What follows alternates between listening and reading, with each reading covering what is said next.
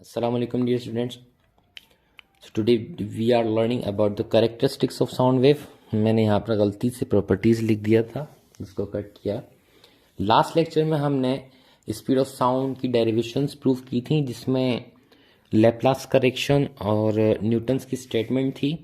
ये सही सब कुछ हमने लास्ट टाइम डिस्कस कर चुके हैं।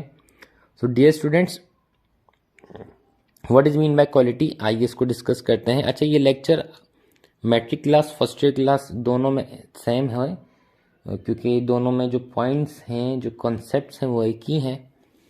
So now start. What is mean by quality, characteristic of sound through which we can distinguish different sounds while playing simultaneously. इसका कहने का मतलब डियर स्टूडेंट्स ये है कि अगर आपके पास एक रूम है और उस रूम में बहुत सारे बंदे खड़े हुए हैं, ठीक है, इसमें से कुछ आपके जानने वाले भी हैं, और आपको बाहर खड़ा कर दिया जाए और आपसे ये कहा जाए कि अंदर तीनों लोग एक साथ गाना गा रहे हैं, बताएं क्या आपके जानने वाला अंदर है? तो आप उसकी आवाज़ सुनकर उस शख्स की शनाख्त कर सकते हैं, उसे मालूम कर सकते हैं कि हाँ, एक बंदा मेरा जानने वाला अंदर है जिसकी आवाज़ मुझे आ रही है। This is known as quality of sound. Quality क्या करता है? साउंड की डिस्टिंग्विश करता है कि किस तरह का साउंड हमें सुनाई दे रहा है। एक सॉन्ग अगर आप सुन रहे हैं, जैसे कि आजकल ट्रेंडिंग है, बहुत सारे सॉन्ग हैं, मेरा दिल ये पुकारे तू आजा, तो इसके अंदर जितने भी साउंड्स होते हैं वो आप अलग अलग सुनाई देते हैं। गिटार की आवाज़ आपको अलग आती है, पियानो अलग, वायलिन अलग, ड्रम्स अलग होते हैं, ड्रम स्टिक्स की आवाज़ अलग होती है। So this is known as quality of sound. Quality of sound क्या करता है? डिस्टिंग्विश करता है वाइल प्लेइंग साइमल्टेनियसली, जब डिफरेंट इंस्ट्रूमेंट्स या फिर सॉन्ग्स एक साथ चल रहे हों। क्वालिटी ऑफ साउंड को टिम्बर भी कहा जाता है। This quality of sound is also known as timbre and it is a general term. It what is mean by timbre, आइए अब हम इसको थोड़ा सा डिस्कस कर लेते हैं कि यहाँ पर टिम्बर का मतलब क्या है। It's a general term for the distinguishable characteristics of a tone. एक जनरल टर्म है जिसके जरिए हम क्या कर सकते हैं? साउंड वेव्स को डिस्टिंग्विश कर सकते हैं। यहाँ पर जो टोन अल्फाज इस्तेमाल किया है ना, इसका मतलब होता है फ्रिक्वेंसी। मतलब साउंड वेव्स को किस तरह से डिस्टिंग्विशेबल किया जा सकता है? फ्रिक्वेंसी को डिफ्रेंशिएट करके, ठीक है। नेक्स्ट हमारे पास है pitch. So pitch also known as frequency of sound, correct. अच्छा, पिच का मतलब क्या होता है? या डियर स्टूडेंट्स, जैसे हम अक्सर कहते हैं कि आपकी आवाज़ बड़ी प्यारी है, आपकी आवाज़ बड़ी बकवास है, तो जो बकवास वाली आवाज़ होती है और प्यारी आवाज़ वाली आवाज़ में जो फ़र्क आप तलाश करते हैं, this is known as pitch of sound. So characteristic of sound through which we can distinguish between shrill and flat sounds, ठीक है, वही प्यारी और बकवास आवाज़। आइए, what is mean by shrill and flat sound, इसको हम डिस्कस कर लेते हैं। डियर स्टूडेंट्स, श्रिल और फ्लेट साउंड को मैंने यहाँ पे डिस्टिंग्विश किया है। श्रिल साउंड जो होता है वो हाई फ्रिक्वेंसी साउंड होता है, जबकि flat sound low frequency sound होता है।